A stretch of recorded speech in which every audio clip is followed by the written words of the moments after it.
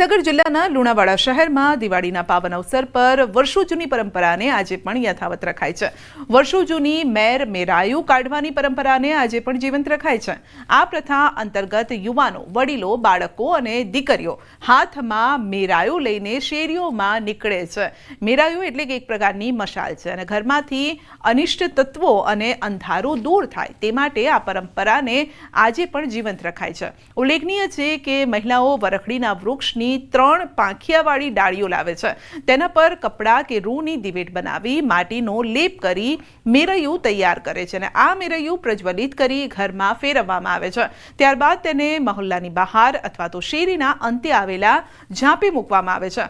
આ દરમિયાન આજ દિવાળી, કાલ દિવાળી, હનુમાનજીએ લંકા બાળી, મેરમેરાયું જેવા નાદથી શેરીઓ ગુંજી ઉઠે છે।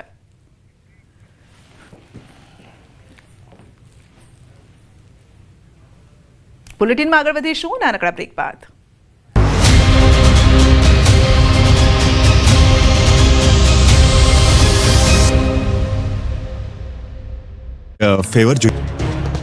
દિવાળીનો તહેવાર અને આતશબાજીને કારણે વાયુ પ્રદૂષણમાં વધારો થયો છે। દિવાળીનું પર્વ પ્રદૂષણયુક્ત બન્યું છે। મોડી સાંજથી શરૂ થઈને મોડી રાત સુધી આતશબાજીને કારણે અમદાવાદ શહેરનું વાતાવરણ પણ દિલ્હી જેવું ઝેરીલું બની ગયું। દિવાળીમાં ફટાકડા ફોડવાને કારણે અમદાવાદની હવા ઝેરી બની। અમદાવાદમાં રાત્રે AQI એટલે કે એર ક્વોલિટી ઇન્ડેક્સ 300 ને પાર પહોંચી ગયો, એટલે કે હવા ખૂબ જ ખરાબ અને લોકો માટે જોખમકારક બની ગઈ।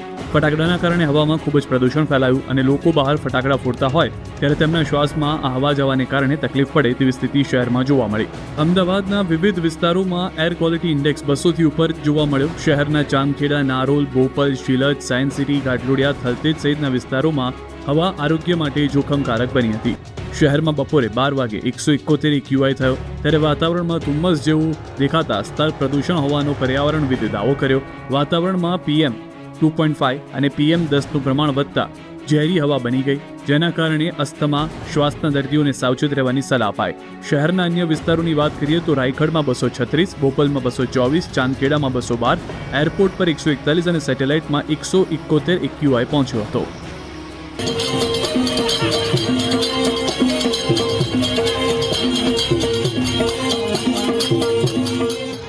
મોબાઈલના યુગમાં સદીઓ જૂની પૌરાણિક પરંપરા પણ વિસરાઈ રહી છે।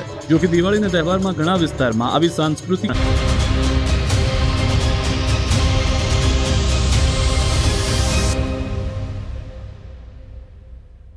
સતત વરસી રહેલા પાછોતરા વરસાદના કારણે સુરત જિલ્લાના ખેડૂતો મુશ્કેલીમાં મુકાયા છે। ખેતરો હજુ પણ કાદવ કીચડથી ભરેલા છે।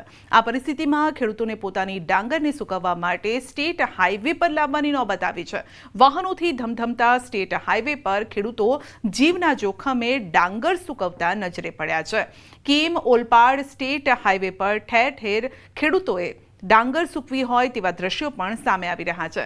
સ્ટેટ હાઈવે પરથી ડાંગરની ચોરી ન થાય તે માટે રખોપા પણ કરવા પડે છે, એટલે કે રાત દિવસ તેઓએ પહેરો રાખવો પડે છે। હવામાન ખાતા દ્વારા હજુ પણ માવઠાની આગાહી કરાતા ખેડૂતોના જીવ તાળવે ચોંટ્યા છે, કારણ કે જો હજુ પણ વરસાદ થાય તો જે ડાંગર સૂકવવા મૂકી છે તેના પર પાણી ફરી વળે, એટલે મહેનત ફરી માથે પડે।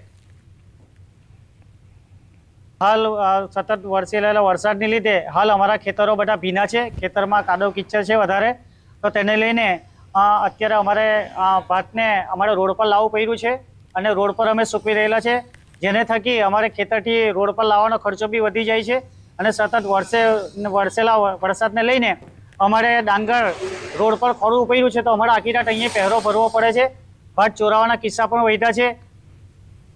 દાહોદના ઝાલોદમાં વિધર્મી યુવકે સગીરાને ઘરમાં ગોંધી રાખવાનો કિસ્સો સામે આવ્યો। ઘટનાના પગલે હિન્દુ સંગઠનોમાં ભારે આક્રોશ ફેલાયો છે। હિન્દુ સંગઠનો અને પરિવારે 13 વર્ષીય સગીરાને ન્યાય મળે તે માટે રેલી યોજી સૂત્રોચ્ચાર કર્યા હતા। તો ખાંટવાડા વિસ્તારમાં રહેતા 20 વર્ષના શહેબાઝ નામના યુવકે સગીરાનું તેના ઘર આગળથી જ અપહરણ કર્યું, તેને પોતાના ઘરે લઈ ગયો હોવાનું સામે આવ્યું છે। વિધર્મીને ફાંસી આપો અને સગીરાને ન્યાયના સૂત્રો સાથે નગરમાં હિન્દુ સમાજ દ્વારા રેલી કાઢવામાં આવી। વિધર્મી લોકો છોકરીને ઘરમાંથી નાબાલિગ છોકરીને ઉઠાવીને લઈ ગયા અને ત્યાં એમને ગેરકાયદેસર આવી રીતે બાંધી રાખી, મૂંડામાં મૂંડું બાંધી દીધું અને ટોકીને એને ઘરના અંદર મૂકી રાખી, આખી રાત મૂકી રાખી। આ તો અમને પછી પછાડીથી જાણ પડી એ હિસાબથી આ બાજુ છોકરીએ કશું ત્યાં પછાડીથી ફેંક્યું એટલે ખબર પડી, એટલે પછી એમનું ઘર તોડ્યું. ઘર તોડીને એને ઘરમાંથી છોકરીને કાઢી બહાર. તો સાહેબ એને આખી રાતે એને જબરદસ્તી કરીને કોશિશ કરતેલો, તો એ છોકરી લાત મારીને ને અંદર એમાં બાથરૂમમાં પેટી ગઈ, બાથરૂમમાં ને બાથરૂમમાં આવે છોરી અંદર આખી રાત રહી સાહેબ. કે આવા ગુનાહિત પ્રવૃત્તિવાળા લોકોના ઘરે બુલડોઝર ફેરવીને એમને સબક શીખવાડવામાં આવે, જેથી ભવિષ્યમાં આવા ગુનાહિત પ્રવૃત્તિ કરતા લોકો ડરે. મુસ્લિમ સમાજના માથાભારે ઇસમ દ્વારા ખાટવાડા વિસ્તારની હિન્દુ યુવતીનો દિવાળીની રાત્રે અપહરણ કરવામાં આવે છે, જે શરમનાક છે. સદર ઘરનાનો અમે વિરોધ કરીએ છીએ. સમાજ દ્વારા આ વિસ્તારોમાં મોટા પાયે નગરપાલિકાની જગ્યાઓ ઉપર દબાણ કરી ગેરકાયદે દુકાનો મકાનો બનાવેલ છે, જેની તપાસ કરી યોગ્ય કાર્યવાહી કરવામાં આવશે. ઉમિયાધામ ઊંઝા ખાતે ભક્તોનું ઘોડાપૂર ઉમટ્યું છે. નવા વર્ષને લઈને ભક્તોમાં ઉમિયા માતાના દર્શન કરવા માટે ભક્તો પણ અધીરા બન્યા છે અને સવારથી જ ઉમિયાધામ ઊંઝા ખાતે ભક્તોની લાઈન લાગી છે. કડવા પાટીદારો આજના દિવસે પોતાના કુળદેવીના દર્શન કરી પોતાના નવા વર્ષની શરૂઆત કરે છે, ઉજવણી કરે છે. ગુજરાત સહિત અન્ય રાજ્યો, વિદેશમાં વસતા કડવા પાટીદારો પણ ઉમિયાધામ પહોંચી રહ્યા છે. ઉમિયાધામ ઊંઝા ખાતે ભક્તોએ માં ઉમિયાના આશીર્વાદ મેળવી નવા વર્ષની શરૂઆત કરી છે. તો દિવાળીની રોશનીએ માત્ર ઘરો જ નહીં પરંતુ લોકોના મન પણ ઝગમગી ઉઠે છે અને ત્યારે શહેરોની દોડધામમાંથી થોડા સમય માટે વિરામ લઈને લોકો પોતાના મૂળ ગામ તરફ રવાના થાય છે, જ્યાં તેઓ પોતાના પરિવાર સાથે તહેવારની ઉજવણી કરતા હોય છે. શહેરમાં નોકરી અર્થે ગયા હોય, ધંધા અર્થે ગયા હોય કે પછી અભ્યાસ અર્થે ગયા હોય, લોકો, યુવાનો, વડીલો સાથે દિવાળી અને નવું વર્ષ ઉજવવા માટે આવ્યા છે. તો દિવાળીના તહેવારો આવતા જ ખાલી ખંભાસથી ગામડાની ગલીઓમાં ચહેલ પહેલ વધી જતી હોય છે અને ત્યારે મહેસાણાના વાલમ ગામમાં શહેરોમાં વસવાટ કરતા લોકો ગામ ખાસ કરીને અત્યારે તહેવારની ઉજવણી માટે ગામમાં પહોંચી રહ્યા છે. સુરત, રાજકોટ, જામનગર જેવા શહેરોમાંથી પણ લોકો અહીં આવી રહ્યા છે, વડીલોના આશીર્વાદ મેળવે છે, એકબીજાને રામ રામ કરે છે અને નવા વર્ષની શુભકામના તેઓ પાઠવતા હોય છે. તો વડીલોની છત્રછાયામાં નાના બાળકો પણ જ્યારે પહોંચતા હોય છે ત્યારે ઘરના આંગણા ખીલી ઉઠતા હોય છે, ઘરે રંગોળી કરે છે, ફટાકડા ફોડીને નવા વર્ષની ઉજવણી કરે છે. દિવાળીનો જે પ્રસંગ છે આપણો, તો આપણે દર વખતે સિટીમાં રહીએ છીએ, સિટીનું જીવન જીવીએ છીએ, પણ આપણા બાળકો જે છે એ ગામડાની જે આપણી પ્રાચીન સંસ્કૃતિ છે, ખેતર છે, વાડી છે, એનાથી પરિચિત નથી હોતા.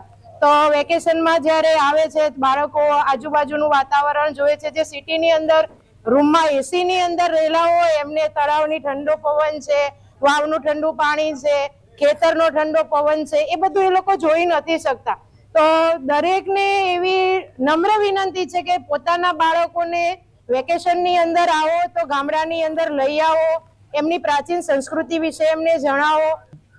શહેરમાં ગયા તમે અત્યારે પોતાનું એક બિઝનેસ કર્યો, પણ એ બિઝનેસ બી ખરીટાપ થઈ શકે. જો કોરોના જેવો સમય આવે તો તમને કોણ સાચવશે? તો સાચવશે તમારું કલ્ચર, ગામડા. જે તમે એક ટાઈમે ખેતી કરતા હતા તો ખેતી પર તમે નભી શકો છો. તો અત્યારે લોકોની પોતાની જે સંસ્કૃતિ છે એ પ્રત્યે થોડું ભાન થવા માંડ્યું. તો છેલ્લા તમે 5 વર્ષથી જુઓ છો, 20થી લઈને 25 સુધી, તો તમે દિવાળીમાં લોકો, અત્યારે અમારા લોકો પહેલા બહુ જોબ કરતા તો બહાર હતા, તો અત્યારે હરેક એક ઘરમાં લોકો આવવા માંડ્યા, જીવવા માંડ્યા. દિવાળીના પર્વ પર લોકો ઘર આંગણે રંગબેરંગી રંગોળી